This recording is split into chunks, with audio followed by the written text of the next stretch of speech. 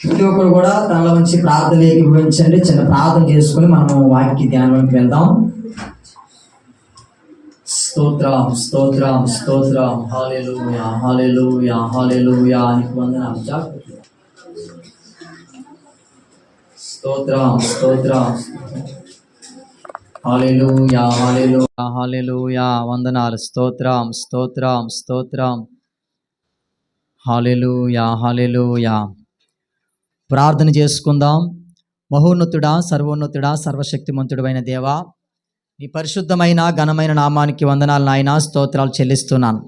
ఇదిగో ప్రభువా, గడిచిన దినమంతా కూడా మీరు మమ్మల్ని అందరినీ జ్ఞాపకం చేసుకున్నారు, నీ కృపలో భద్రపరిచారు దేవా. ఇదిగో ఈ పునరుద్ధాన దినమందు మమ్మల్ని అందరినీ నీ సన్నిధానంకు తోడుకుని వచ్చారు. నీ సన్నిధిలో మేము ప్రార్థించుటకు, నీ సన్నిధిలో మిమ్మల్ని నేను ఆరాధించుటకు ప్రభువా, మీరు మాకిచ్చినటువంటి గొప్ప సమయాన్ని బట్టి మీకు వందనాలు నాయనా. స్తోత్రాలు చెల్లిస్తున్నాం. ఇదిగో ఇంతవరకు బిడ్డలు సాక్ష్యాలు చెప్పారు ప్రభువా. ఇదిగో సాక్ష్యాలు మీరు ఉన్నారు. ఇదిగో నాయన సాక్ష్యం చెప్పిన బిడ్డలను మీరు జ్ఞాపకం చేసుకోండి. ఇదిగో నాయన శక్తివంతమైన ఆరాధన జరగడానికి మీరు సహాయం చేశారు ప్రభువా. దేవా నీకు వందనాలు. ఇదిగో నాయన ఆరాధన తండ్రి ప్రభువా, ఇదిగో మీ నామానికి మహిమకరంగా మీరు జరిగించారు నాయన, నీకు స్తోత్రాలు. ఇదిగో పాటల్లో మీరున్నారు ప్రభువా, నీకు వందనాలు. ఇదిగో తండ్రి, ఈ సమయంలో ప్రభు మేము వాక్యాన్ని ధ్యానిస్తూ ఉండగా నీ ఆత్మ నడిపింపు, నీ ఆత్మ సహాయము మాకు దయచేయమని ప్రార్థన చేస్తున్నాను ప్రభువా. ఇదిగో ప్రతి ఒక్కరినైనా వాక్యం మీద ప్రభువా దృష్టి నిలపడానికి సహాయము దయచేయండి. ఇదిగో ప్రభు వాక్యాన్ని విననివ్వకుండా అడ్డగిస్తున్న ప్రతి దురాత్మ శక్తులను యేసు నామములో బంధిస్తున్నాను ప్రభువా. వాక్యాన్ని విననివ్వకుండా అనాలోచనగా చేస్తున్న ఆత్మలను యేసు నామములో బంధిస్తున్నాను ప్రభువా. ఇదిగో ప్రభువా, మేము నీ కొరకు ఒక ప్రత్యేకమైన సాక్షులుగా బ్రతకనివ్వకుండా అడ్డుగిస్తున్న దురాత్మలను యేసు నామములో బంధిస్తున్నాను ప్రభువా. ఇదిగో నాయనా తండ్రి ప్రభువా, నాయనా తండ్రి, మా విషయాల్లో మా జీవితంలో మాకు శోధనలు రప్పిస్తున్న ఆత్మలను యేసు నామములో బంధిస్తున్నాను ప్రభువా. ఇదిగో మా కుటుంబాలు నాయనా దీవించబడకుండా అడ్డుపడుతున్న దురాత్మ శక్తులను యేసు నామములో బంధిస్తున్నాను ప్రభువా. ఇదిగో నాయనా తండ్రి, సంఘములో ఉన్నటువంటి బిడ్డలకు అనారోగ్యాలు కల్పిస్తున్న ఆత్మలను యేసు నామములో బంధిస్తున్నాను ప్రభువా. ఇదిగో నాయన వాక్యము ద్వారా ఇదిగో ప్రతి ఒక్కరునైనా ఫలించనివ్వకుండా చేస్తున్న ఆత్మలు యేసు నామములో బంధిస్తున్నాను ప్రభువా. నీలో అభివృద్ధి చెందనివ్వకుండా అయినా అడ్డగిస్తున్న దురాత్మలు యేసు నామములో బంధిస్తున్నాను ప్రభువా. దేవానికి స్తోత్రాలు. ఇదిగో నాయన ప్రతి ఒక్కరితో మీరు మాట్లాడండి. మీ ఆత్మ నడిపింపు దయచేయండి, మీ ఆత్మ సహాయము దయచేయండి. సమస్త మహిమ ఘనత ప్రభావాలు మీకే చెల్లిస్తూ నజరేయుడైన యేసుక్రీస్తు నామమున ఈ ప్రార్థన మనల్ని అడిగి వేడుకుంటున్నాము తండ్రి, ఆమేన్. దేవునికి మహిమ కలుగును గాక. ప్రియరా, మరి ప్రతి ఒక్కరు కూడా శ్రద్ధగా దేవుని యొక్క వాక్యాన్ని వినాలి. నిన్న రాత్రి చాలా అద్భుతమైనటువంటి సందేశాన్ని మనం ధ్యానం చేసాం. మరి సిద్ధపాటు కూడికి చాలా తక్కువ మంది వస్తున్నారు. నిజంగా ప్రియరా, చాలా మంచి మంచి విషయాలు మనము ధ్యానం చేస్తున్నాం. ఎవరు కూడా సిద్ధపాటు కూడికకు మిస్ అవ్వద్దు. మరి ప్రతిరోజు నేను మీకు ఆడియో బైబిల్ పెడుతున్నాను. ఎంతమంది వింటున్నారు? ఆడియో బైబిల్ మీరు చదవలేని వాళ్ళు ఉన్నారు కాబట్టి ఆడియో బైబిల్ పెడుతున్నాను, మీరు వినాలని, వాక్యమైన వినాలని. ప్రియరా, మీరు వాక్యాన్ని వినాలి. వినడం వల్ల మీకు ఎలాంటి లాభాలు కలుగుతాయో రాత్రి చెప్పాను. వాక్యం మీ హృదయంలో ఉంటే ఎలాంటి ఆశీర్వాదాలు మీ జీవితంలో ఉంటాయో, మీ కుటుంబంలో ఉంటాయో మీకు చెప్పాను. ఆ విషయాలు జ్ఞాపకం చేసుకోండి. ఎక్కువగా మీరు వాక్యాన్ని చదవాలి. ప్రియరా, అలాగే మనము దైవ కార్యక్రమాలకు, సంఘ కార్యక్రమాలకు మీరు సమయానికి అటెండ్ కావాలి. మరి దేవుని యొక్క మందిరానికి మీరు సమయానికి రావాలి. సంఘంలో జరుగుతున్న ప్రతి కార్యక్రమానికి మీరు అటెండ్ కావాలి. అలాగే మన దేశం కొరకు, మన రాష్ట్రం కొరకు మీరు అనుదిన ప్రార్థనలో మీరు జ్ఞాపకం చేసుకోవాలి. అలాగే ప్రియరా, మరి 2 వారాలుగా మీకు ఒక విషయాన్ని చెప్తున్నాను. మన గృహాల దగ్గర కృతజ్ఞత కూడిక జరగాలి. దేవునికి మహిమకరంగా ఒక కూడికను మనం ఏర్పాటు చేసుకుందాం. అది మన కుటుంబానికి, సంఘానికి దీవెనకరంగా ఉంటుంది. మీరు ఒక్క రూపాయి కూడా ఇవ్వాల్సిన అవసరం లేదు. ఏంటి, ఖర్చులన్నీ నేనే పెట్టుకొని, ఖర్చులన్నీ మేమే భరించుకుంటూ, ఏంటి మీ దగ్గర ఒక మీటింగ్ పెడతాం, చక్కగా భోజనాలు ఏర్పాటు చేస్తాం, చక్కగా ఆ మీటింగ్ దేవునికి మహిమకరంగా జరుగుతుంది. మంచి సేవకులు వస్తారు, వాక్యాన్ని అందిస్తారు. కాబట్టి మీ గృహాల దగ్గర ఒక మీటింగ్ని, ఒక కృతజ్ఞత కూడికను ఒకటి ఏర్పాటు చేసుకోండి. కనుక అది దానివల్ల మన కుటుంబం ఆశీర్వదించబడుతుంది, ఆ కూడికలో ఉన్నటువంటి వారు ఆశీర్వదించబడతారు, మన సంఘం కూడా ఆశీర్వదించబడుతుంది. దేవునికి స్తోత్రం కలుగును గాక. హల్లెలూయా. ఎంతమంది కూడికలు ఏర్పాటు చేసుకోవడానికి సిద్ధపడుతున్నారు? ఒకరు చేయి పైకెత్తారు. 1 2 3 అమ్మ అని నువ్వు దించు. 4 నలుగురు పైకి లేపారు. నేను హనీని దించమన్నాను, అందరూ దించేశారేంటి? ప్రియరా, మీకు ఖర్చులు ఏమీ ఉండవు, ఏమీ అవసరం లేదు. భోజనాలు జరుగుతాయి. మన సంఘం ఎంత, అందరం కలిపితే 30 మంది ఉంటాం. 30 మందికి భోజనాలు ఉంటాయి. ఏమండి సౌండ్ సిస్టమ్ ఉంది, లైట్లు ఉన్నాయి, మంచి స్పీకర్ వస్తాడు. మీ కుటుంబంలో ప్రార్థన చేస్తాం. మంచి వాక్యాన్ని అక్కడ దేవుడు వినిపిస్తాడు. ఆ వాక్యం ద్వారా ఎవ్వరు ఆశీర్వదించబడినా, ఎవ్వరు రక్షించబడినా మీరే దానికి కారణం. కాబట్టి ఆ ఆశీర్వాదం మీకే వర్తిస్తుంది. కాబట్టి మీరు ప్రార్థన చేయండి. నలుగురు చేతులు పైకెత్తారు, మీ పేర్లు నేను రాసుకుంటాను. మరి ఈ నెల, ఈ ఆగస్ట్ నెలలో మన సంఘంలో 2 రోజులు మీటింగ్స్ ఉన్నాయి. మరి ఈ మీటింగ్స్ కంటే ముందే మీరు ఏర్పాటు చేసుకుంటారా, లేదా మీటింగ్స్ తర్వాత అంటే ఇంకా మంత్ ఎండింగ్ అయిపోతుంది కాబట్టి ఇంకా నెక్స్ట్ మంత్కి వెళ్ళిపోతుంది, లేదా మీటింగ్స్కి ముందే మీరు ఏర్పాటు చేసుకోండి. మరి మాధవి కూడా పాప పుట్టినరోజు కోసం చెప్పింది కదా, ఒకవేళ దేవుని చిత్తం అయితే వాళ్ళ ఇంటి దగ్గర కూడా మీటింగు మరి జరుగుతుందని నేను అనుకుంటున్నాను. వాళ్ళ ఆయన గారు మారు మనసు పొంది రావాలి. ఆమెన్, ఆమెన్ చెప్పండి అందరూ. కాబట్టి ప్రియరా, దేవుడు ఆ కార్యక్రమం చేయాలి. మనమందరం కూడా ప్రార్థన చేద్దాం. ఈ కార్యక్రమాల కొరకు ప్రార్థన చేద్దాం. మన ప్రాంతం కొరకు మనం ప్రార్థన చేద్దాం. మన దుమ్ములపేట ప్రాంతాన్ని మనం రక్షించాలి. చాలామంది ఏంటి వ్యభిచారంతో పట్టబడి ఉన్నారు, ఏంటి భయంకరమైన త్రాగుడులో ఉన్నారు, ఏంటి భయంకర దురాత్మల చేత పీడింపబడుతున్న వారు ఉన్నారు. వారందరికీ విడుదల, స్వాతంత్రం కలగాలి. కాబట్టి మనము మన దేశం కొరకు, మన రాష్ట్రం కొరకు, మన గ్రామ ప్రజల కొరకు, ఇంకా మన కుటుంబాల్లో చాలామంది దేవుని నమ్మని ప్రజలు ఉన్నారు. వారందరూ కూడా మారాలి. కాబట్టి వారందరి కొరకు మనము ప్రార్థన చేద్దాం. మరి కృతజ్ఞత కూడికలను మనము ఏర్పాటు చేసుకుందాం. ఈ సమయంలో ప్రియరా, దేవుని యొక్క వాక్యాన్ని మీరు శ్రద్ధగా వినాలని మీకు మనం చేస్తున్నాను. దేవుడు ఇజ్రాయేల్ ప్రజలను ప్రియరా ఐగుప్తు నుండి విడిపించి పాలు తేనెలు ప్రవహించి దేశానికి దేవుడు ఇజ్రాయేల్ ప్రజలు నడిపించాడు. ఆ ఇజ్రాయేల్ ప్రజలు నడిపించినటువంటి సమయంలో వారు ఎన్నో చాలా వ్యతిరేకతలు ఎదురైనా కూడా దేవుడు వారికి సహాయం చేశాడు. చివరికి వాళ్ళు పాలు తేనెలు ప్రవహించి దేశానికి వెళ్ళారు అండ్ ఆ ప్రాంతాలు అడుగు పెట్టారు. అయితే ఈ ప్రజలు చివరికి ఎలా మారిపోయారంటే, దేవుని దగ్గర ఎన్నో అద్భుతాలు చూశారు, ఎన్నో మేళ్ళు పొందుకున్నారు, దేవుడు చేసిన కార్యాలు చూశారు. ప్రియారా, మనమైతే దేవునికి ఎర్ర సముద్రం 2 పాయలు అయిపోవడం మనం చూడలేదు. ఆకాశం నుండి చేపలు పడడం చూస్తున్నాం తప్ప, ఆకాశం నుండి అప్పుడప్పుడు చేపలు పడుతూ ఉంటాయి వర్షంలో వచ్చినప్పుడు. ఆకాశం నుంచి మన్నాను దేవుడు కురిపించిన సందర్భాన్ని మనం చూసామా? చూడలేదు. ప్రియారా, ఎన్నో అద్భుతాలు ఆ యొక్క ఇజ్రాయేల్ ప్రజల పట్ల దేవుడు చేశాడు. ఎన్నో మేళ్ళు పొందుకున్నారు, ఎన్నో అద్భుతాలు వాళ్ళు చూశారు. అలాంటి ప్రజలు ఎలా మారిపోయారు తెలుసా? వ్యభిచారులుగా మారిపోయారంట. దేవుని ఆరాధించవలసిన ప్రజలు, దేవుని దగ్గర అద్భుతాలు, దేవుని దగ్గర మేళ్ళు పొందుకున్న ప్రజలు దేవునికి దూరం అయిపోతున్నారట. అంత మాత్రమే కాకుండా ప్రియరా, వారు దేవుని శోధిస్తూ ఉన్నారంట. దేవుణ్ణి శోధిస్తున్నారంట. ఇదేం దేవుడయ్యా, ఇదేం దేవుడు, ఎంత అద్భుతాలు చూసి ఇన్ని మేళ్ళు పొందుకున్న ప్రజలే ఏం చేస్తున్నారు? అందరూ శ్రద్ధగా దేవుని యొక్క వాక్యాన్ని వినాలి. దేవుని శోధించడం ప్రారంభించారు. అంత మాత్రమే కాదు ప్రియరా, చెడ్డ వాటిని కావాలని దేవుడు ఏదైతే చెయ్యొద్దంటున్నాడో వాటిని వారు ప్రేమిస్తూ ఉండేవారంట. దేవుడు ఏదైతే వద్దంటున్నాడో అవే వాటిని చేస్తూ ఉండేవారట. ఎంత బాధాకరమైన విషయం ప్రియరా. మన పిల్లలు వెళ్ళొద్దన్న ఇంటికి వెళ్తే మనకు బాధ కలుగుతుంది, చెయ్యొద్దన్న పని చేస్తే మనకు బాధ కలుగుతుంది. ప్రజలు కావాలని దేవుడు వెళ్ళొద్దన్న ప్రాంతాలకు వెళుతూ చెయ్యొద్దన్న పనులు చేస్తూ దేవునికి కావాలని బాధ కలిగించేవారట. దేవునికి విరోధమైన పనులు చేసేవారట. దేవుడు ఎవరితో సహవాసం చెయ్యొద్దు అంటున్నాడో వాళ్ళతోని సహవాసం చేసేవారట. ఇంకొక విషయం చెప్పమంటారా? కుటుంబాన్ని త్యాగం చేసి, తన జీవితాన్ని త్యాగం చేసి 40 సంవత్సరాలు ఈ మోషే వారి కొరకు తన జీవితాన్ని అర్పిస్తే మోషే గురించి కూడా వారు ఏం చేసేవారు తెలుసా? సనుగుకునేవారట. మోషే కొరకు సనుగుకునేవారట. మోషే ఏం చేశాడు? వాళ్ళ కొరకు ప్రార్థన చేసేవాడు. మోషే ఏం చేశాడు? బానిసలుగా ఉన్న వారిని విడిపించాడు.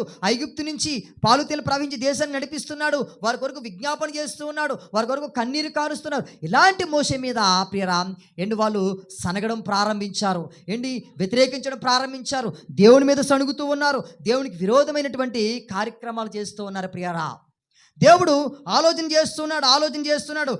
ప్రభువా, నా బిడ్డలేంటి ఎలాగైపోతున్నారని దేవుడు తనలో తాను కృంగిపోతున్నాడు. ప్రియరా, హృదయంలో ఆవేదన కలుగుతుందట. ఏం చెయ్యాలి? నా ప్రజల పట్ల ఎన్ని అద్భుతాలు చేశాను, నా ప్రజల పట్ల ఎన్ని కార్యాలు చేశాను, నా ప్రజలు ఎలా మారిపోతున్నారేంటని దేవుడు చాలా సార్లు కంట నీరు పెట్టుకున్నాడటండి. అటువంటి సమయంలో, అటువంటి దినాల్లో ప్రియరా ఏమైందంటే అడుగుతున్నాడట. యెషయా గ్రంథంలో ఆ మాటలు మనకు కనబడతాయి. చదువుదాం ఒకసారి. యెషయా గ్రంథము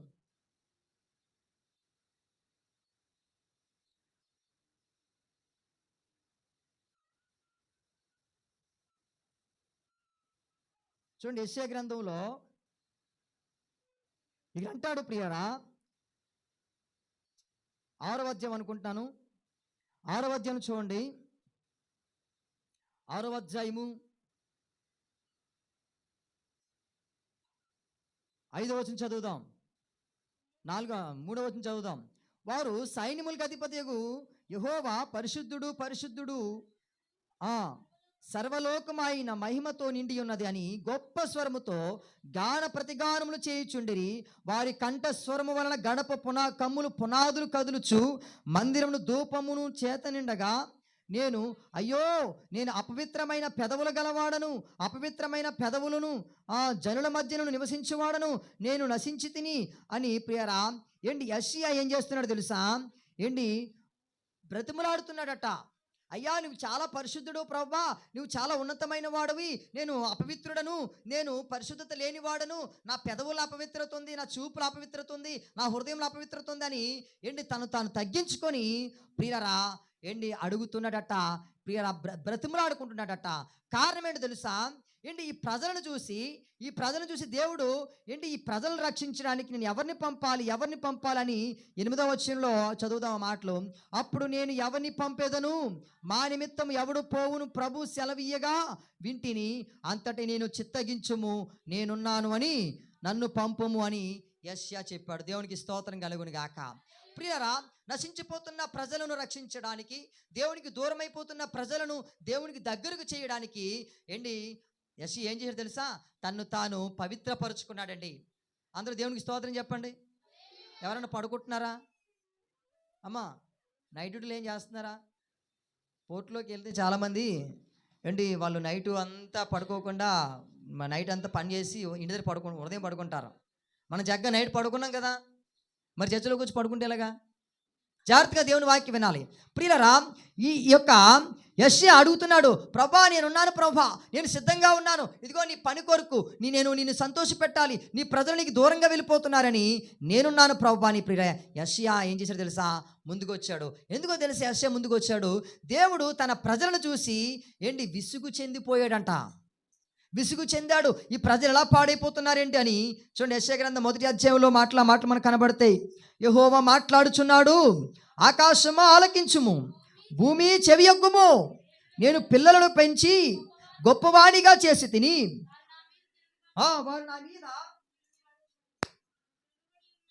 వారు నా మీద తిరుగుబడి ఉన్నారు. చదవాలి ఫాస్ట్గా.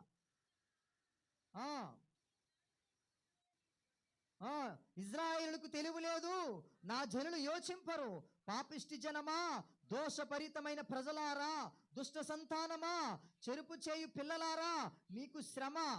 వారు యెహోవాను విసర్జించి ఉన్నారు, ఇజ్రాయేలు యొక్క పరిశుద్ధ దేవుని దూషించుతురు, ఆయనను విడిచి తొలగిపోయి ఉన్నారు. నిత్యము తిరుగుబాటు చేయుచు మీరేలా ఇంకను కొట్టబడుదురు. ప్రతివాడు నడినెత్తిని వ్యాధి కలిగి ఉన్నాడు, ప్రతివాని గుండె బలహీనమయ్యను, అరికాల మొదలుకొని తల వరకు స్వస్థత కొంచెమైన లేదు. ప్రియరా ఈ మాటలు చదువుతుంటే చాలా బాధ కలుగుతుందండి. దేవుడు ఎంత రోధిస్తున్నాడంటే, ఓ నా ప్రియమైన జనాంగమా, మీరెందుకు ఇలాగ పాపంలోకి వెళ్ళిపోయారు, మీరెందుకు ఇలా శోధనలోకి వెళ్ళిపోయారు, మీకేం తక్కువ చేశాను, మీకేం నేను కొదువ చేశాను అని దేవుడు తన ఆవేదనను వ్యక్తపరుస్తున్నాడు. ప్రియరా దేవుడు తన ఆవేదన వ్యక్తపరుస్తూ ఏంటి దేవుడు తన ప్రజలను మరలా దేవుడి వైపుకు రప్పించుకోవాలని, దేవుడు తన ప్రజలను మరలా దేవుని వైపుకు తీసుకుని రావాలని దేవుడు ఎంతో ఆలోచన చేస్తూ ఉన్నాడు. దేవుడు ప్రియరా నిజంగా చాలాసార్లు మన పిల్లలు తప్పిపోయారు అనుకోండి, మన పిల్లలు తప్పుకుపోతే మనం ఎంత బాధపడిపోతాం. ఒక అరగంట స్కూల్ నుంచి ఇంటికి రాకపోతే ఇంకా ఎందుకు రాలేదని మనం చాలా కంగారు పడిపోతాం. మొన్న మా బాబు స్కూల్కి తీసుకెళ్ళినటువంటి వాళ్ళిద్దరూ స్కూల్కి తీసుకెళ్తాం, ఉదయం వాళ్ళు మధ్యాహ్నం నేను తీసుకెళ్తాను. అయితే ఒకరోజు నేను స్కూల్ దగ్గరే ఉన్నాను కానీ అక్కడ వేరే పని ఉండడం వల్ల నేను అక్కడ ఆగాను. అయితే వాళ్ళు ఇంటి దగ్గర నాకు ఫోన్ చేశారు, పాస్టర్ గారు ఏంటి టైం అయిపోయింది కదా, 3:10కి వచ్చేస్తారు కదా, అరగంట అయిపోయింది ఇంకా పిల్లలు రాలేదేంటి అని అడిగింది. అమ్మ బాబు నా దగ్గరే ఉన్నాడమ్మా, ఇద్దరు మా దగ్గర ఉన్నారు, నాకు చిన్న పని ఉండి ఇక్కడ ఆగాను, మీరేం కంగారు పడొద్దని చెప్పాను. ప్రియా మన పిల్లలు ఒక గంట కనిపించకపోతే మనం విలవిల్లాడిపోతాం కదా. మన పిల్లలు ఒక గంట కనిపించకపోతే ఏంటి మనము గాబరా పడిపోతుంటాం కదా. మరి దేవుడు తన ప్రజలు తన పిల్లలు దేవునికి దూరం అయిపోతే దేవుడు గాబరా పడిపోడా? దేవుడు ప్రియుల ఆవేదన మిగలదా? దేవుని పిల్లలు దేవునికి దూరంగా వెళ్ళిపోతే దేవుని పిల్లలు ప్రియ దేవునికి వ్యతిరేకమైన కార్యాలు చేస్తూ ఉంటే దేవునికి ఎంత ఆవేదన కలుగుతుంది ప్రియరా? ఒకసారి ఆలోచన చేయండి. కాబట్టి ఏంటి ఈ యొక్క మోసే ఇజ్రాయేల్ ప్రజల విషయంలో కూడా నడిపిస్తూ ఉన్నప్పుడు ఏంటి ఎన్నో అద్భుతాలు చేసినటువంటి దేవునిని వ్యతిరేకించి వారు ఇష్టానుసారమైనటువంటి మార్గంలోకి వారు వెళ్ళిపోతూ ఉండేవారు. ఏంటి నిజానికి మోసే ప్రియులరా ఆ ఇజ్రాయేల్ ప్రజలను నడిపించడానికి లేకపోతే అంత శక్తి సామర్థ్యాలు, అంత ఓపిక, అంత అనుభవము ఏంటి ఆ మోసే ఎలా నిలబడ్డాడు అని ఒకసారి మనం ఆలోచన చేయగలిగితే దేవుడు మోసేకు ఒక దర్శనాన్ని చూపించాడండి. దేవునికి స్తోత్రం కలుగును గాక. 2 చేతులు పైకెత్తి చెప్పండి అందరూ కూడా. ప్రియులారా దేవుడు మోసేకు ఒక దర్శనాన్ని చూపించాడు. ఇవి కథలు కాదండి, నిజాలు. దేవుడు బైబిల్లో రాయబడ్డ నిర్గమకాండము 3వ అధ్యాయము, నిర్గమకాండం 3వ అధ్యాయం చదవండి మొదటి నుండి. ఆ ఆ ఆ ఆ ఆ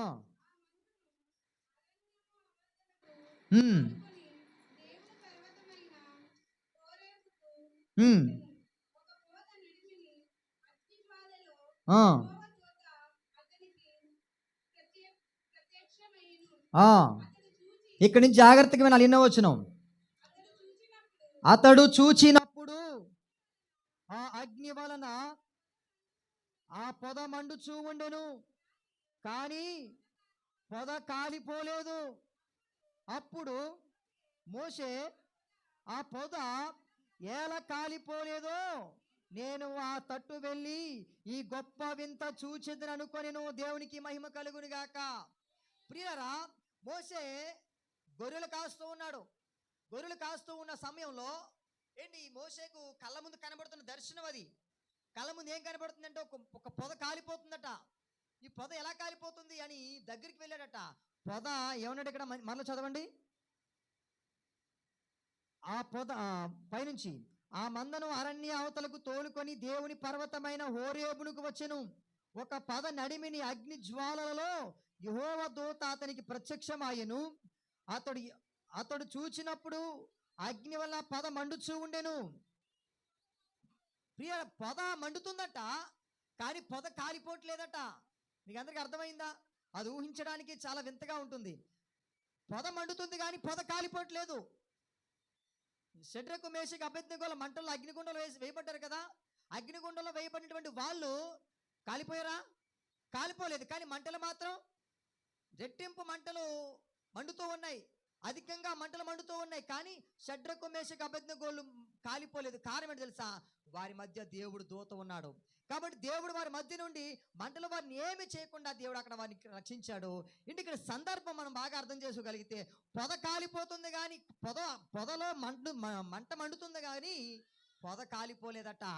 ప్రియరా మన దగ్గరికి వెళ్ళాడు. ఆ పొద ఎలా కాలిపోలేదో నేను ఆ తట్టు వెళ్ళి ఈ గొప్ప వింత చూచిదని అనుకొనెను. దానిని చూచుటకు అతడు ఆ తట్టు వచ్చుట యెహోవా చూచెను. దేవుడు ఆ పొద నడుమ నుండి మోషే మోషే అని అతనిని పిలుచును. అందుకు అతడు చిత్తము ప్రభువా అనిను. దేవునికి మహిమ కలుగును గాక. ప్రియరా పొద కాలిపోతూ ఉంటే ఇది చూద్దాము, ఈ పొద దగ్గరికి వెళ్దాం అనుకున్నాడు. కానీ దేవుడు అంటున్నాడు, మోషే నీవు ఇక్కడికి రాలేవు, ఇక్కడికి రావద్దు అనగానే ప్రియరా కింద అంటాడు, చదవండి ఒక్కసారి. మోషే అని పిలిచిన అతడు చిత్తగించు ప్రభువా అనిను. అందుకు ఆయన దగ్గరకు రావద్దు, నీ పాదముల నుండి నీ చెప్పులు విడువము, నీవు నిలిచి ఉన్న స్థలము పరిశుద్ధమైన ప్రదేశము అనిను. ప్రియరా మోషే జీవితంలో ఏంటి ప్రత్యక్షమైనటువంటి యొక్క పొద తన జీవితాన్ని మార్చేసింది. ఇజ్రాయేల్ యొక్క ఏంటి చరిత్రనే తిరగరాసింది ప్రియరా ఈ పొద. ఏంటి మనకు వింటూ ఉంటే ఏదో కథలు చెప్తున్నారేమో అనుకుంటాం, కానీ ఈ పొద ఎంత ప్రత్యేకమైనదో ఏంటి ఈ యొక్క ఉదయకాల సమయంలో మనం ధ్యానించబోతూ ఉన్నాం. ఈ పొదలో మంటలు మండుతూ ఉన్నాయి కానీ పొద కాలిపోవట్లేదు.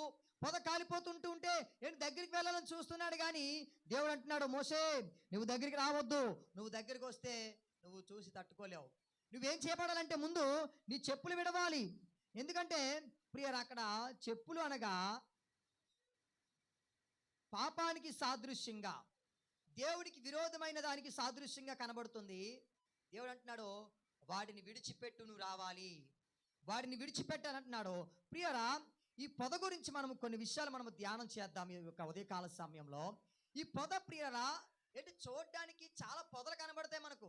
ఒకప్పుడు మన దుమ్ములపేట అంతా కూడా భయంకర ముళ్ళ కంపులు ఉండేవండి. అమ్మా మీకు తెలుసా, ఎక్కడ చూసినా ముళ్ళ కంపులు ఉండేవి. ముళ్ళ కంపలతో ఉండేది మన దుమ్ములపేట అంతా కూడా, ఎక్కడ చూసినా ముళ్ళ కంపలు. ఏంటి ఇప్పుడు ఏదో రోడ్లు డ్రైనేజీలు రావడం వల్ల, అందరూ ఇల్లులు కట్టుకోవడం వల్ల కొన్ని ఇల్లులు ఉన్నాయి, అక్కడక్కడ ఏదో కొంచెం మంచి మంచి మొక్కలు కనబడుతున్నాయి తప్ప ముళ్ళ కంపలు ఉండేవి మన దుమ్ములపేటలో. దానివల్ల ఏమైనా ప్రయోజనం ఉందా? ముళ్ళ పొదలు ఎవరైనా పెంచుతాడా? దానికి ఎవరైనా నీళ్ళేసి ముళ్ళ పొదలు బాగా పెంచుకోవాలనుకుంటారా ప్రియరా? ఎంచుకోరు. ఎందుకు అనుకోరు అలాగా? దానివల్ల ప్రయోజనం లేదు. ఎందుకంటే ముండ్లకు ఉన్నటువంటి కొన్ని లక్షణాలు మంచివి కాదు ప్రియ. అందుకే ప్రియ, ముండ్ల చెట్లను ఎవ్వరూ కావాలని పెంచరు, అవంతటా అవే పెరుగుతాయంట. వాటికి నీరు వేయక్కర్లేదు, వాడికి కాపు కాయక్కర్లేదు, వాడి చుట్టూ కంచి వేయక్కర్లేదు, అవంతటా అవే పెరుగుతూ ఉంటాయి. మన నరికేస్తున్నా పెరుగుతూ ఉంటాయి. ప్రియరా, ఈ మన ఫ్యాక్టరీ ఎన్ఎఫ్సిఎల్ ఫ్యాక్టరీ దగ్గర సరౌండింగ్లో గవర్నమెంట్ వారు ఏం చేస్తున్నారు, ఆ ముళ్ళ కంపలన్నీ నరికేస్తున్నారు. ఎందుకు? అది మంచిది కాదు, అది మనుషులకు ఉపయోగం లేదు. వినాలి, వాక్యం వినాలి. కాబట్టి ప్రియరా, ఈ ముండ్ల పొదలుకున్నటువంటి కొన్ని లక్షణాలు నేను మీకు జ్ఞాపకం చేస్తాను ఉదయకాల సమయంలో. మీరు జాగ్రత్తగా వినండి. ముండ్ల పొదలుకున్నటువంటి మొట్టమొదటి లక్షణం ఏంటో తెలుసా? ముండ్ల పొదలు ఏం చేస్తాయి తెలుసా? ముళ్ళు ఉంటాయి. అమ్మ ఏముంటాయి?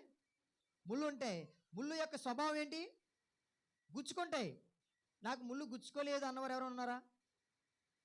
మనం అందరూ కూడా ఒకప్పుడు ఆ ముళ్ళతోటే కదా వంటలు వండుకునే వాళ్ళం, అన్ని పనులు చేసుకుని. ఎన్ని ముళ్ళు గుచ్చుకుని ఉంటాయండి ప్రియ. మేము చాలాసార్లు మా నాన్నగారు ఈ చెరువులోకి వెళ్ళిపోయే వాళ్ళం, గొడ్డలు కత్తులు పట్టుకొని ఉదయం నుంచి సాయంత్రం వరకు ఆ ముళ్ళులన్నీ కొట్టుకుంటూ అక్కడి నుంచి జడ్డీలు మోసుకుని వచ్చేవాళ్ళం. కర్రలు, ఆ రోజుల్లో ఆ టైంలో కర్రలు కొనాలంటే చాలా రేటు, బొగ్గుల రేటు, అన్ని రేట్లు ఉండేవి. అప్పటికే గ్యాస్ స్టవ్లు లేవు, కరెంటు స్టవ్లు లేవు, కర్రల పొయ్యిలే. కాబట్టి ప్రియరా, మనం అందరం కూడా ఒకప్పుడు ముళ్ళతోటే మనం వంటలు వండుకునే వాళ్ళం. ముళ్ళ పొదకున్నటువంటి మొట్టమొదటి లక్షణం ఏంటి తెలుసా? దానికి గుచ్చే స్వభావం కలిగి ఉంటుందండి. ప్రియరా, చాలామంది ఈ స్వభావాన్ని కలిగి ఉంటారు. వాళ్ళు తమ మాటలతో ఎదుటివారిని గుచ్చుతూ ఉంటారట. తమ మాటలతో ప్రియ ఎదుటివారిని గుచ్చుతూ ఉంటారు. కొంతమంది అంటారు కదా, వాళ్ళ మాటలు నాకు గుణపోలా గుచ్చుకున్నాయండి, వాళ్ళ మాటలకు చాలా బాధ కలిగించేయండి.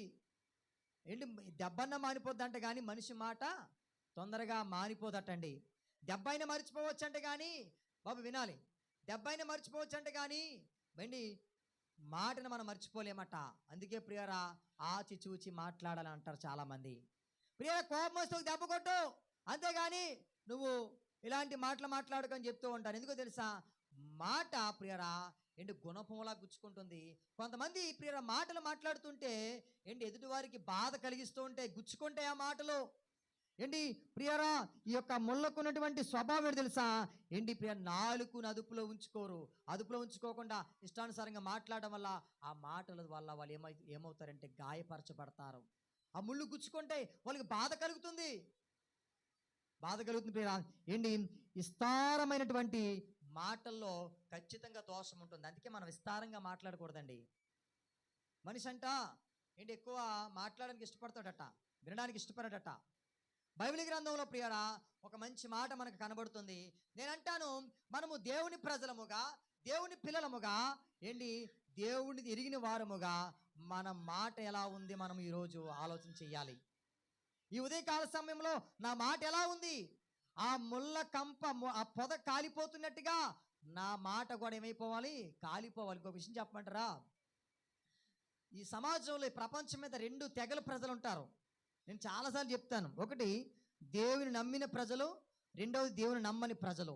దేవుని నమ్మని ప్రజలను గురించి మనం పక్కన పెడితే, దేవుని నమ్మిన ప్రజల వల్ల ఒక రకంగా సమాజానికి ఉపయోగం ఉన్నా కూడా దేవుని నమ్మిన ప్రజల వల్లే దేవునికి ఎక్కువ బాధ కలుగుతుందట. అర్థమైందా? దేవుని నమ్మిన ప్రజల వల్లే దేవునికి ఎక్కువ బాధ కలుగుతుందంట. ప్రియరా, లేపండి ఒకసారి, వాక్యం వినాలి. ఆదివారం ఒకరోజే మనం వాక్యం వింటాం. ప్రియ రోజు వాక్యం వినలేం. కాబట్టి ప్రియ దేవుని నమ్మిన ప్రజల వల్లే దేవునికి ఎక్కువ బాధ కలుగుతుందట. నేనంటాను ప్రియరా, మన మాట వల్ల కానీ మన క్రియల వల్ల కానీ ఎదుటివారు బాధపడితే మనము వెంటనే ప్రార్థన చేసుకోవాలి. ప్రభా, ఇదిగో నా వల్ల ఒకరు బాధపడ్డారు, నా మాటలో ఇదిగో ప్రభా నేను కరెక్ట్గా మాట్లాడలేదు, ఇదిగో ముళ్ళు గుచ్చినట్టుగా నా మాటలు ఎదుటివారిని గుచ్చాయి ప్రభా, నన్ను క్షమించు ప్రభా అని వెంటనే మనం ప్రార్థన చేసుకోవాలి. దేవునికి స్తోత్రం కలుగును గాక. హల్లెలూయా. ప్రియరా, కొలస్సీలకు రాసిన పత్రికలో మంచి మాట ఉంది. ఆ మాట మనం జ్ఞాపకం చేసుకుందాం. 4వ అధ్యాయము, కొలస్సీ పత్రిక 4వ అధ్యాయము చూడండి, ఎన్నో వచనము.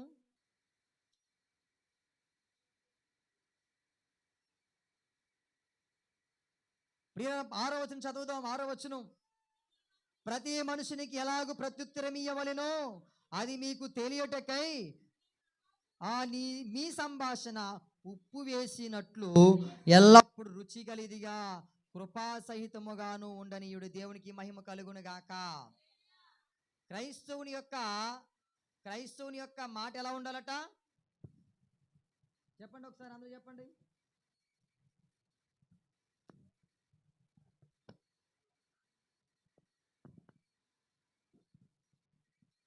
క్రైస్తవుని యొక్క మాట ఎలా ఉండాలి? మీ సంభాషణ అంతయు కూడా ఉప్పు వేసినట్లుగా ఉండాలి.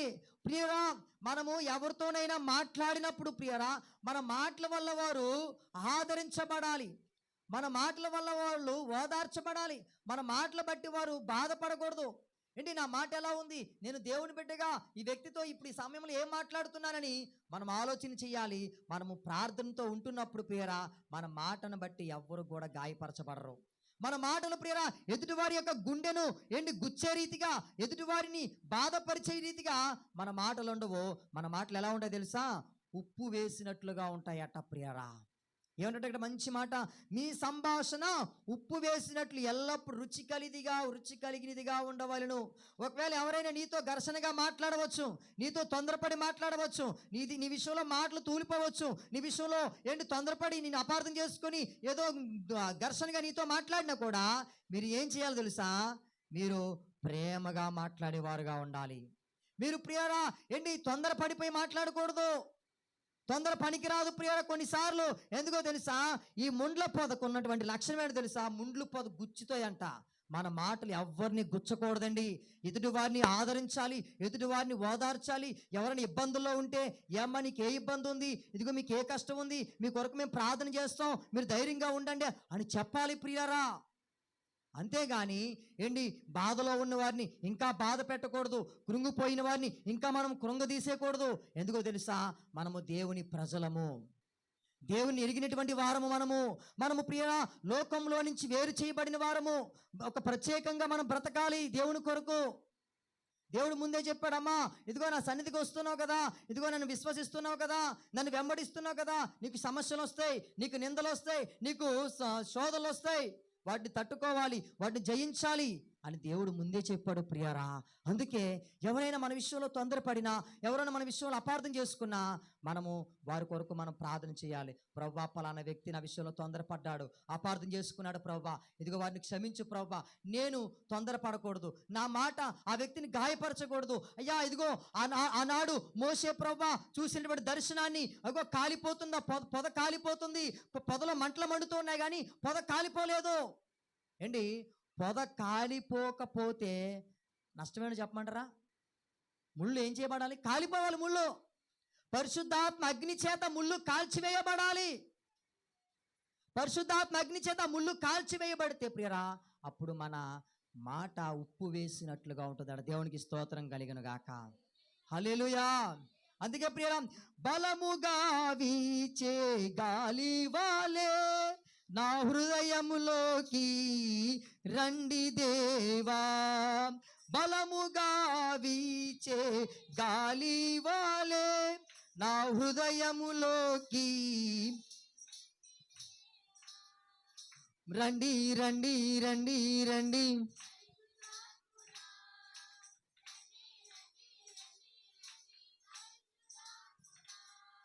రండి రండి రండి రండి పరిశుద్ధాత్ముడా, రండి రండి రండి రండి పరిశుద్ధాత్ముడా, పరిశుద్ధాత్ముడా స్వాగతం అయ్యా, పరిశుద్ధాత్ముడా స్వాగతమయ్యా.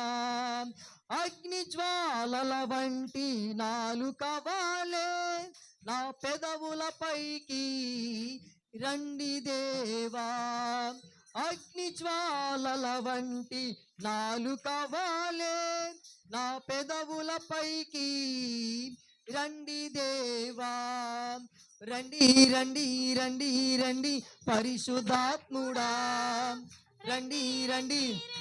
ప్రార్థన చేయాలి మీరందరూ కూడా.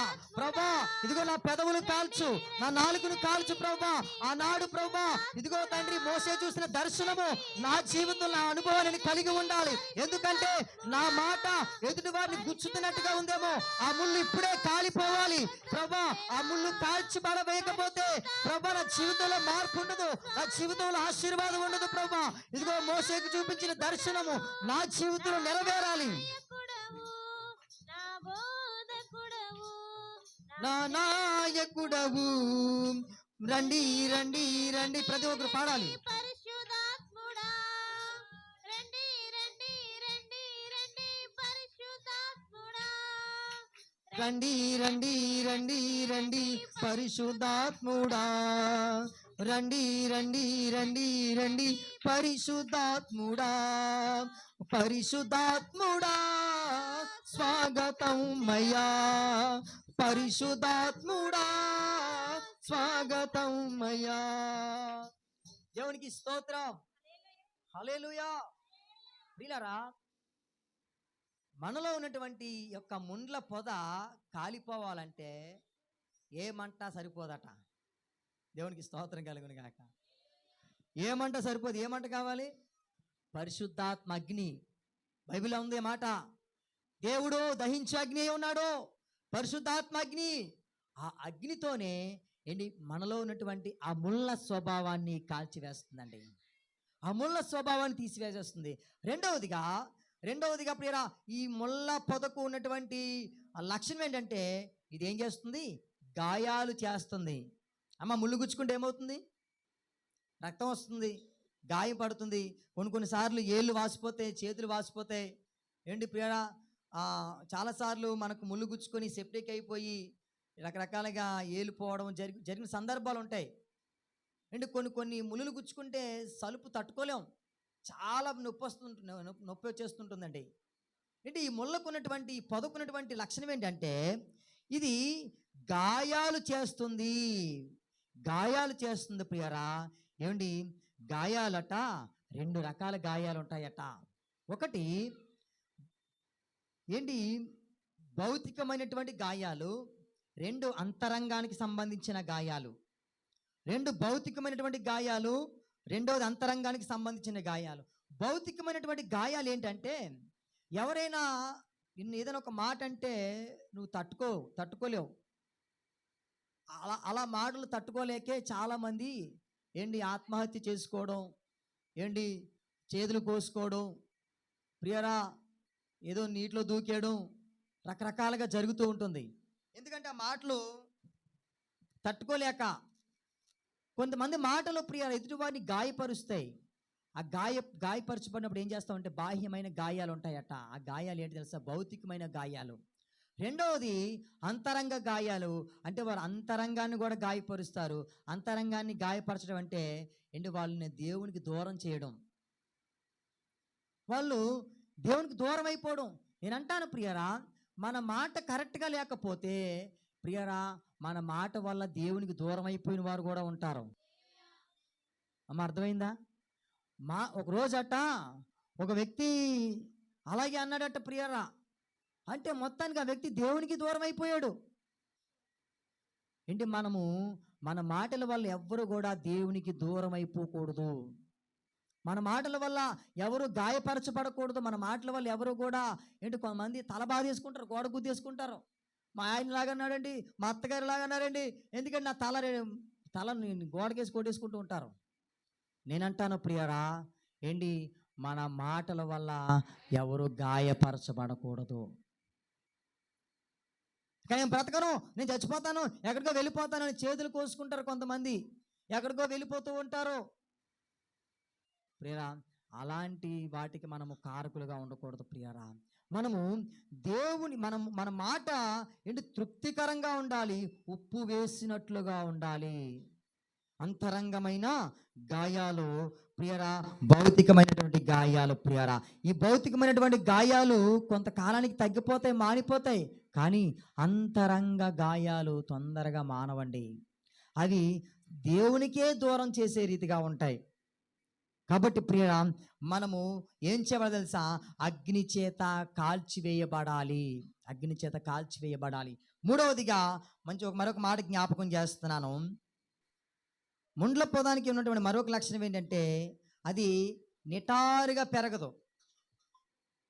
ఏంటి? నిటారుగా పెరగదు.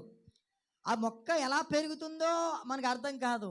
ఒక కొమ్మ ఎలాగెళ్తుంది, ఒక కొమ్మ ఎలాగెళ్తుంది, ఇష్టానుసారంగా. అది ఆ ముళ్ళ ఎవరైనా తండ్రి అలా వెళ్ళాలంటే చాలా, ఒక కొమ్మ ఇలా పట్టుకుంటే ఇంకో కొమ్మ వచ్చి మీద పడుతుంది. ఏంటి, ఈ ముండ్ల పొదకి ఒక క్రమం ఉండదండి. ఒక క్రమం ఉండదు, ఒక పద్ధతి ఉండదు. దానికి అది ఏం చేస్తుందంటే ఇష్టానుసారంగా నడుస్తుంది, ఇష్టానుసారంగా అది ఎదుగుతూ ఉంది. ఒక క్రమం ఉండదు, ఒక క్రమ పద్ధతి అది కలిగి ఉండదు ప్రియరా. దానికి ఇష్టం వచ్చినట్టుగా అది నడుస్తుంది. ప్రియరా, ఈరోజు చాలామంది ఏం చేస్తారు తెలుసా? ఏంటి, ఆ ముండ్ల పొదను కలిగినటువంటి పొదకు సాదృశ్యంగా చాలామంది కనబడతారు. ఎందుకంటే ఆ ముండ్ల పొదలో ఒక క్రమాన్ని కలిగి ఉండవు. ఇష్టానుసారంగా ఎదుగుతాయి, ఇష్టానుసారంగా ప్రవర్తిస్తాయి, ఇష్టానుసారంగా ఏంటి వారి క్రియలు ఉంటాయి.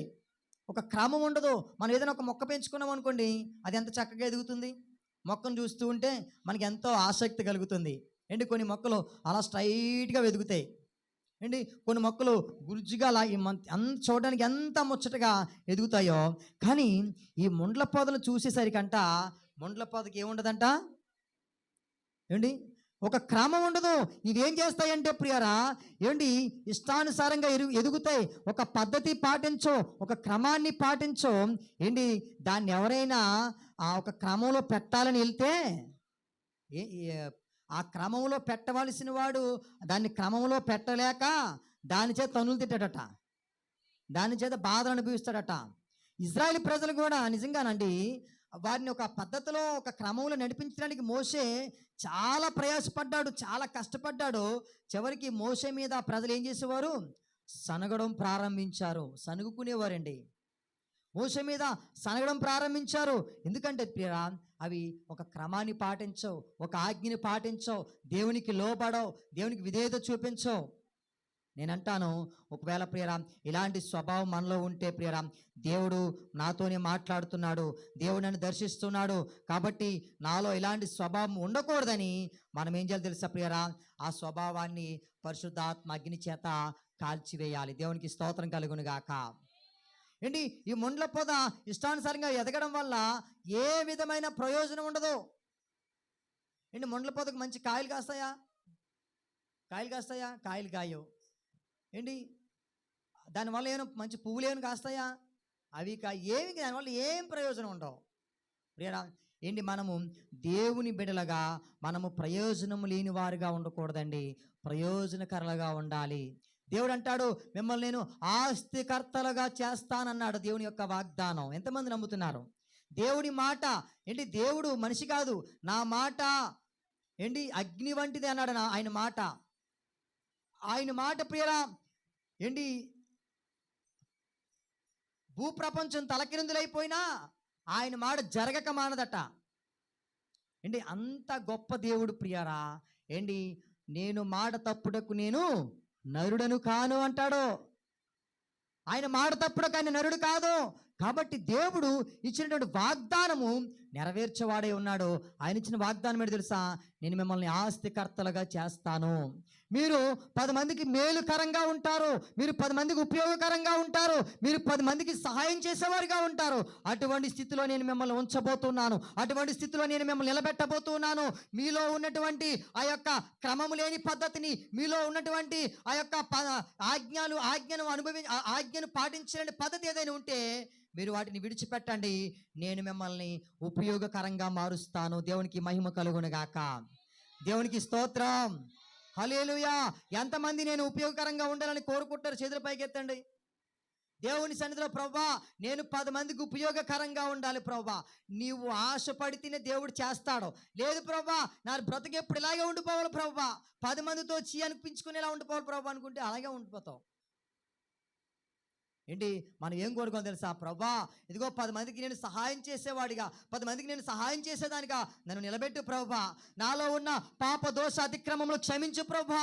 అయ్యా నీకు ఇష్టం లేని క్రియలుంటే నన్ను నా నుంచి తీసివేయ ప్రభువా. ఇదిగో పరిశుద్ధాత్మ అగ్ని చేత వాటిని కాల్చే ప్రభువా.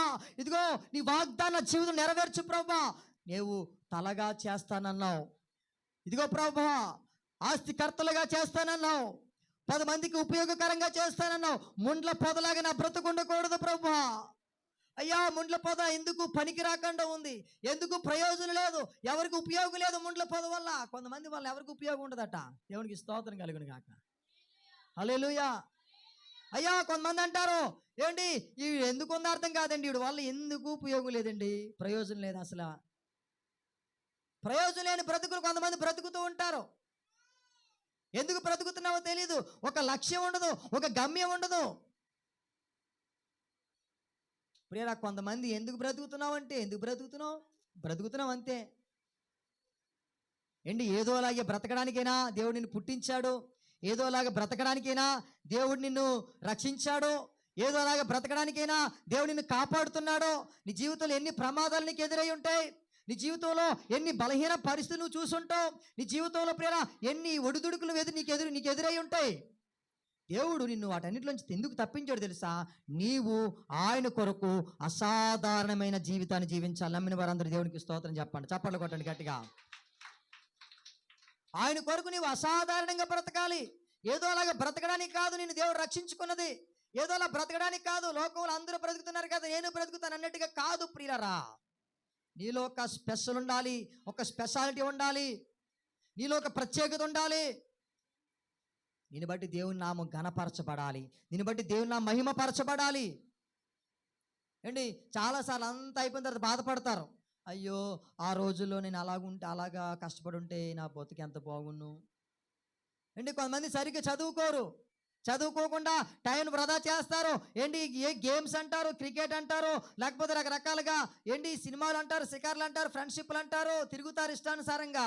ఏంటి కొంత వయసు వచ్చిన తర్వాత ఆ రోజుల్లో నేను చదువుకుంటే ఎంత బాగున్ను. నిజమండి, అలా బాధపడేవారు ఎంతమంది లేరు? అంటే చాలామంది ప్రియరా కష్టపడరు, పని చేయరు. అయ్యో కుటుంబంలో సమస్యలు, బాధలు, ఇరుకులు, రోగాలు, జబ్బులు, అప్పులు. నేను యవ్వన టైంలో నేను కష్టపడి ఉంటే ఎంత బాగున్ను, ఈరోజు నాకు ఇలా అప్పులు ఉండేవి కాదు, ఇలాంటి బాధలు ఉండేవి కాదు కదా. ప్రియరా కొంతమంది వల్ల ఏంటి ప్రయోజనం ఉండదు. కొంతమంది తల్లిదండ్రులు బాధపడుతున్నారంట పిల్లలు చూసి, అయ్యా నా పిల్లలు వయసుకు వచ్చేసారు, పెద్దవాళ్ళు అయిపోయారు, వాళ్ళ వల్ల ఏ ప్రయోజనం లేదయ్యా, వాళ్ళ వల్ల ప్రయోజనం లేదు, వాళ్ళు నాకు భారంగా ఉన్నారు కుటుంబానికి. ఇంతకాలం వాళ్ళు పెంచాం పోషించాం, ఈరోజు వాళ్ళ వల్ల ఏదో ప్రయోజనం ఉంటుంది అనుకున్నాం, కానీ వాళ్ళ వల్ల ఏ ప్రయోజనం లేదు. వాళ్ళు కుటుంబానికి భారంగా ఉన్నారు, సమాజానికి భారంగా ఉన్నారు, అయ్యో మాకున్న పేరు కూడా తీసేస్తున్నారు. ప్రియరా కొంతమంది ఏంటి బాధపడుతూ ఉంటారు, మా తల్లిదండ్రుల వల్ల మాకు సంతోషం లేదండి, మా తల్లిదండ్రుల వల్ల గొడవలండి, ఎప్పుడు గొడవలు, ఇప్పుడు కూడా ఇదిగో అసమాధానం మా ఇంట్లో. పాపము కొంతమంది భార్య భర్తలు గొడవలు పెట్టుకుంటే ఏంటి ఆ భారం ఎవరి మీద పడుతుంది? పిల్లల మీద పడుతుంది. కొంతమంది భార్య భర్తలు గొడవ పెట్టుకొని ఇలా ఒకరు వెళ్ళిపోతారు, మధ్యలో పిల్లలు అనాథలు అయిపోతారు. ఈరోజు ఎంతమంది అనాథలు లేరు సమాజంలో? ఈ అనాథల కారణం ఎవరు తెలుసా ప్రియరా? భార్య భర్తల మధ్య సమాధానం లేకపోవడం, భార్య భర్తలు కలిసి ఉండకపోవడం. వారు గొడవలు పెట్టి ఈరోజు ఎంతోమంది పిల్లలు అనాథలైపోయి తిరుగుతున్నారండి. ఒకరోజు ప్రియరా మేము మొన్న రాజమండ్రి ప్రాంతంలో మేము రాత్రి 1 గంటకి బిర్యానీ పంచడానికి వెళ్ళాం. ఆ పాస్టర్ గారు దహించు అగ్ని మినిస్ట్రీస్ థామస్ డాడీ గారికి పుట్టినరోజు. ఆయన అనాథలందరికీ బిర్యానీ వండించాడు. బిర్యానీ వండండి నా పుట్టినరోజు సందర్భంగా అంటే ఇంచుమించు ఒక 100 మంది ఉంటారండి అనాథలు. రోడ్డు మీద ఒక 200 మంది పైన ఉంటారు.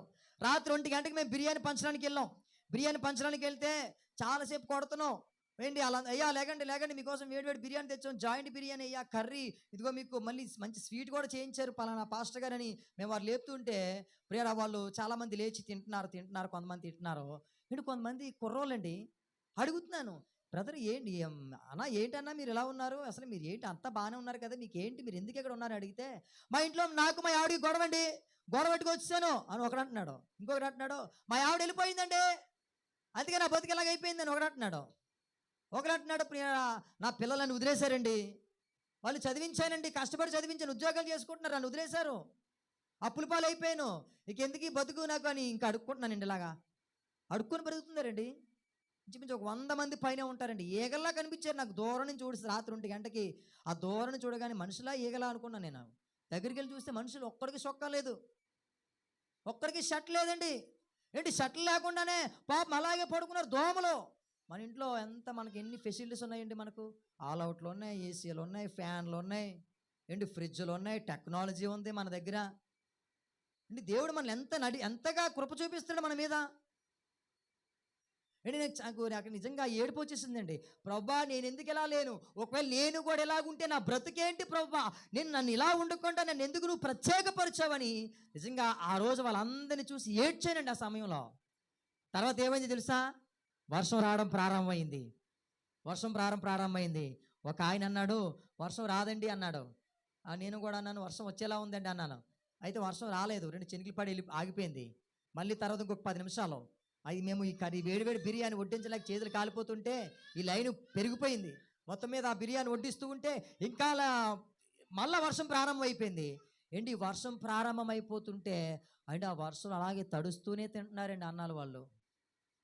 ఇంకా మేము కూడా తెగించేసాం, తడుస్తూనే వడ్డించాం, తడుస్తూనే బిర్యానీ వడ్డించాం. వేడి పొగలు వస్తుంది బిర్యానీ, ఏంటి మంచి స్వీటు, అలాగే దానికి ఇంకోటి ఏదో బిర్యానీకి ఇస్తారు, ఏంటది సేరువాయా కర్రీ లాంటిది ఉంటుంది కదా సేరువా, అదొకటి వడ్డిస్తున్నాం. ఏంటి ఆ వర్షంలో తడిచిపోయాం, ముద్దయిపోయాం రాత్రి. వాళ్ళందరి కోసం ప్రియరా ఏంటి వారందరూ అలా ఉండిపోవడానికి కారణం ఏంటి తెలుసా, కుటుంబాలు కరెక్ట్గా లేకపోవడం అండి.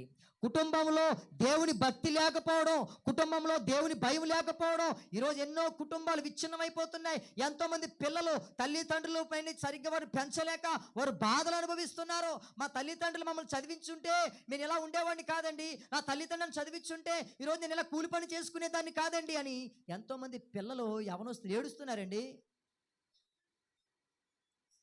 చదివించలేదు నన్ను మా తల్లిదండ్రులు చదివించలేదు. కానీ ఎందుకో నేను చిన్నప్పటి నుంచి చదువు మీద ఆసక్తి ఉన్న వాళ్ళు హాస్టల్లో దొంగతనంగా పారిపోయి చదువుకున్నాను. నా తల్లిదండ్రులు కానీ నా కుటుంబంలో ఎవరు కూడా మా కొండం పెద్దమ్మ ఒక సందర్భంలో ఏదో చెవిలీలో ఇస్తే తాకట్టు పెట్టుకున్నాను. ఒకసారి మా రెండో మామయ్య వాళ్ళ ఆవిడి అప్పుడు కూడా ఆవిడ కూడా పట్టీలో ఇస్తే అవి కూడా తాకట్టు పెట్టుకొని కాలేజీ బుక్స్ కొనుక్కున్నాను. నిజంగా నాకు ఎవ్వరు సహాయం చేయలేదు. మొత్తం మీద 10th వరకైనా చదవాలి ప్రభా, 10th వరకైనా చదవాలని అలాగే మొత్తం మీద దేవుడు ఆ 10th వరకు అలా చదివించాడండి. నన్ను చాలామంది అడుగుతారు, ఎందుకంటే మీరు చదువుకోలేదు అని అంటారు. నాకు చాలా బాధ కలుగుతుంది. నేను డిప్లొమా చేశాను కానీ దాన్ని పూర్తిగా చదవలేకపోయాను. డిప్లొమా వరకు వెళ్ళాను, ఫస్ట్ ఇయర్ సెకండ్ ఇయర్ చదివాను. చాలా కష్టం చాలా దూరం వెళ్ళాలి, ఖర్చులు ఎన్నో ఖర్చులు ఉంటాయి, ఇంట్లో అన్నం ఉండేది కాదు. చాలా దూరం వెళ్ళి రావాలి, బస్సుకి ట్రావెలింగ్ డబ్బులు ఉండేవి కాదు, ఆ బుక్స్కి డబ్బులు ఉండేవి కాదు, ఆ డ్రెస్ మెయింటెనెన్స్ డబ్బులు ఉండేవి కాదు, ఆ ల్యాబ్కి డబ్బులు ఉండే, ఆ ల్యాబ్కి సంబంధించిన మెయింటెనెన్స్ అదే డబ్బులు ఉండేవి కాదు. అలాగే అడుక్కొని మొత్తం మీద వీళ్ళ దగ్గర మొత్తం మీద అలాగే 2 సంవత్సరాలు గడిపేశానండి. నేనంటాను ప్రియరా, కుటుంబంలో తల్లిదండ్రులు కరెక్ట్గా ప్రార్థనా పరులుగా ఉంటే, కుటుంబంలో భార్యాభర్తలు ప్రియరా దేవుని పట్ల విధేయత కలిగి ఉంటే, కుటుంబంలో తల్లిదండ్రులు దేవుని భయం కలిగి ఉంటే నీ పిల్లలు ఆస్తికర్తలు అవుతారు. దేవునికి స్తోత్రం కలుగును గాక. ఆయన ఏమంటాడు తెలుసా కీర్తన గ్రంథంలో, నీతిమంతుని పిల్లలు భిక్షమెత్తుకోరు. నువ్వు నీతిమంతురాలుగా నువ్వు ఉంటే నీ పిల్లలు భిక్షమెత్తుకోరు, నీ పిల్లలు నీలా కూలి పని చేసుకోరు, నీ పిల్లలు బాగుంటారు, ఉన్నతంగా బ్రతుకుతారు. వాళ్ళు నీ స్వార్థం కోసం నీ సంతోషం కోసం ఈరోజు నీ పిల్లలు బలైపోతున్నారే. నీ పిల్లలు బాగుండాలి, నా పిల్లలు ఉన్నతమైన స్థితిలో ఉండాలని ఈరోజు ఎంతమంది కోరుకుంటున్నారు. నా పిల్లలు బాగా చదువుకోవాలి, నా పిల్లలకు మంచి మాటలు నేర్పించాలి, నా పిల్లలకు దేవుని భక్తి నేర్పించాలి, నా పిల్లలకు దేవుని జ్ఞానాన్ని నేర్పించాలని ఎంతమంది పిల్లల కోసం తల్లిదండ్రులు ఆరాటపడుతున్నారు ఈరోజు సమాజంలో. దేవునికి స్తోత్రం కలుగును గాక. ప్రియరా, ఏంటి ఈ ముండ్ల పొదకున్నటువంటి పద్ధతి ఏంటో తెలుసా? ఒక క్రమం ఉండదట, ఒక పద్ధతి ఉండదట. ఇష్టానుసారంగా ప్రవర్తిస్తుంది, ఇష్టానుసారంగా ఎదుగుతుంది. ఒక క్రమం ఉండదండి. ఒక కొమ్మ ఇలా వస్తే ఒక కొమ్మ ఇలా వస్తుంది. ఏంటి మనం ఎలాగెళ్ళాలో తెలీదు. ఏదైనా దారిలో ముళ్ళకాంప అడ్డుకుంది అనుకోండి, వెళ్ళగలమా? వెళ్ళలేం. అదే ఒక 10 కొబ్బరి చెట్లు ఉంటే చక్కగా మనం వెళ్ళొచ్చు. లేదా ఒక 10 అరటి చెట్లు ఉంటే చక్కగా మనం వెళ్ళొచ్చు. ఎందుకంటే అవి నిటారుగా ఎదుగుతాయి. దానివల్ల ప్రయోజనం ఉంది. నీ వల్ల ఏంటి ప్రయోజనం అని ఒకవేళ దేవుడు మనల్ని అడిగితే మనం దేవునికి ఏ సమాధానం చెప్తామో ఒకసారి మనం ఆలోచన చేద్దాం. అండి, మనము ముళ్ళ పొదల వలె ఉండకూడదట. ఏం చేయాలి? కాల్చివేయబడాలి. కాల్చివేయబడాలి. ఏంటి, మనలో ఉన్న క్రియలు, నిర్జీవమైన క్రియలు కాల్చివేయబడాలి. ఆ నిర్జీవమైనటువంటి క్రియలు కాల్చివేయబడాలి ప్రియరా. ఏంటి, హెబ్రీలు రాసినటువంటి పత్రికలో ఆ మాట మనకు కనబడుతుందండి. హెబ్రీలు రాసిన పత్రిక చూడండి ఒక్కసారి. ఆ మాట అక్కడ ఉందో ఆ మాట చదివేసి నేను ముగించేస్తాను. 6వ అధ్యాయం అనుకుంటున్నాను. కాబట్టి 6వ అధ్యాయం మొదటి వచనంలో ఉంది ఆ మాట. కాబట్టి నిర్జీవ క్రియలను విడిచి మారు మనసు పొందిటికో. ప్రియరా, నిర్జీవ క్రియలను విడిచిపెట్టాలంటే ఏంటి తెలుసా? ఆ నిర్జీవమైన క్రియలు కాలిపోవాలి. మనం కాలిపోకూడదండి. అమ్మ వింటున్నారా? పాస్టర్ గారు కాల్చేయమన్నాడు కదండి, మంటలో దూరే కాదు. మంటలో దూరడం గురించి కాదు, అగ్ని చేత నిర్జీవ క్రియలు కాల్చివేయబడాలి. అక్కడ మోసే చూసిన దర్శనం ఏంటి? పొద మండుతుంది కానీ, చెప్పండి ఒకసారి అందరూ చెప్పండి. పొద మండుతుంది కానీ, అమ్మ చెప్పండి, పొద మండుతుంది కానీ పొద కాలిపోలేదు. మళ్ళీ చెప్పండి, పొద మండుతుంది కానీ స్వరం రావట్లేదేంటి? చెప్పండి. పొద మండుతుంది కానీ పొద ముండ్ల పొద, అది పొద మండుతుంది, అగ్ని మండుతుంది పొదలో, కానీ పొద కాలిపోవట్లేదట.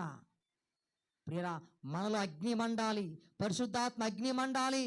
అగ్ని మనలో ఉండాలి. మనలో ఉన్న నిర్జీవ క్రియలని కాల్చివేయబడాలి అగ్ని. కనుక ప్రియరా, మనము ఈ యొక్క అనుభవంలోనికి మనం వచ్చినప్పుడు ప్రియరా, దేవుడు మనల్ని చూసి సంతోషిస్తాడో. ఏంటి, చూచి నమ్మిన వారి కంటే చూడక నమ్మిన వారు ధన్యులు. మనము దేవుని కార్యాలు చూసి దేవుని దగ్గరికి రాలేదండి. అద్భుతాలు చూసి దేవుని దగ్గరికి రాలేదు. అంటే దేవుడు మనల్ని పిలుచుకున్నాడు, ఏర్పాటు చేసుకున్నాడు, ఏర్పరచుకున్నాడు. ఆయన దగ్గరికి వచ్చాం. ఏంటి, అలనాటి భక్తులు అద్భుతాలు చూశారు, మేలులు చూశారు. చనిపోయిన వారు బ్రతికేవారంట ప్రార్థనలు చేస్తే. ఏంటి, కుంటివారు బాగుపడిపోయేవారు. ఏంటి, గుడ్డివారు కళ్ళు వచ్చేసాయి, మోగవారికి నోరు వచ్చేసింది. ఏంటి, 38 ఏండ్ల నుండి అక్కడే పడిపోయిన కుష్టి వ్యాధి కలిగిన వాళ్ళు, పక్షవాయువు కలిగిన వాళ్ళు అందరూ స్వస్థలు పొందుకున్నారు. ఆయన్ని చూసి ఎంతమంది ప్రజలు నమ్ముకున్నారు. కానీ మనం అలాంటి చూడకుండా నమ్ముకోవాలి. అందుకే మనల్ని ధన్యులు అంటున్నాడు ఆయన. ప్రియరా, కాబట్టి ఏంటి, ఆనాడు దేవుడు ఇజ్రాయేల్ ప్రజలు చూసి బాధపడుతున్నాడు కదా, మనల్ని చూసి దేవుడు సంతోషించాలి. నన్ను చూసి నా దేవుడు సంతోషించును గాక అని చెప్పండి. నన్ను చూసి నా దేవుడు సంతోషించును గాక. నన్ను చూసి నా దేవుడు సంతోషించును గాక. ఆమేన్, ఆమేన్. ఈ సమయంలో మనం అందరం కూడా ప్రార్థన చేసుకుందాం. రొట్టె ద్రాక్షరసం ఉంది కనుక ప్రార్థనా పూర్వకంగా ఉందాం. రొట్టె ద్రాక్షరస కార్యక్రమానికి మనం వెళ్దాం. ఎవరైనా ఒకరు వచ్చి మరి కొరింథీయులకు రాసిన మొదటి పత్రిక 11వ అధ్యాయము 23 నుంచి చదవండి.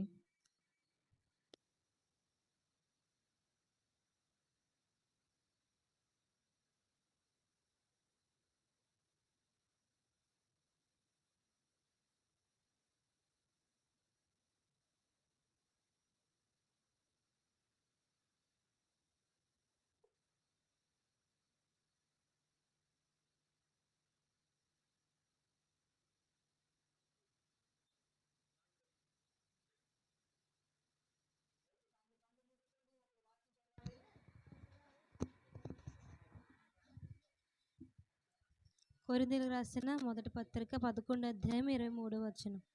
నేను మీకు అప్పగించిన దానిని ప్రభు వల్ల పొందితిని. ప్రభు అయిన యేసు తాను అప్పగింపబడిన రాత్రి ఒక రొట్టెని ఎత్తుకొని కృతజ్ఞతాస్తుతులు చెల్లించి దానిని విరిచి, ఇది మీ కొరకైన నా శరీరము, నన్ను జ్ఞాపకము చేసుకున్నట్టుకై దీన్ని చేయడని చెప్పాను. ఆ ప్రకారమే భోజనమైన పిమ్మట ఆ పాత్రను ఎత్తుకొని, ఈ పాత్ర నా రక్తం వలనైన క్రొత్త నిబంధన, మీరు దీనిలో త్రాగినప్పుడల్లా నన్ను జ్ఞాపకము చేసుకున్నట్టుకై దీనిని చేయడని చెప్పాను. మీరు ఈ రొట్టెను తిని ఈ పాత్రలోనిది త్రాగినప్పుడల్లా ప్రభు వచ్చే వరకు ఆయన మరణమును ప్రచురించెదరు. కాబట్టి ఎవడు అయోగ్యముగా ప్రభు యొక్క రొట్టెను తినునో లేక ఆయన పాత్రలోని త్రాగునో వాడు ప్రభు యొక్క శరీరము గూర్చియు రక్తము గూర్చియు అపరాధియగును. కాబట్టి ప్రతి మనుష్యుడు తన్ను తాను పరీక్షించుకొనవలెను. అలాగు చేసి ఆ రొట్టెను తిని ఆ పాత్రలోని త్రాగవలెను. ప్రభు శరీరమని వివేచింపక త్రాగువాడు తనకు శిక్షావిధి కలుగుటకై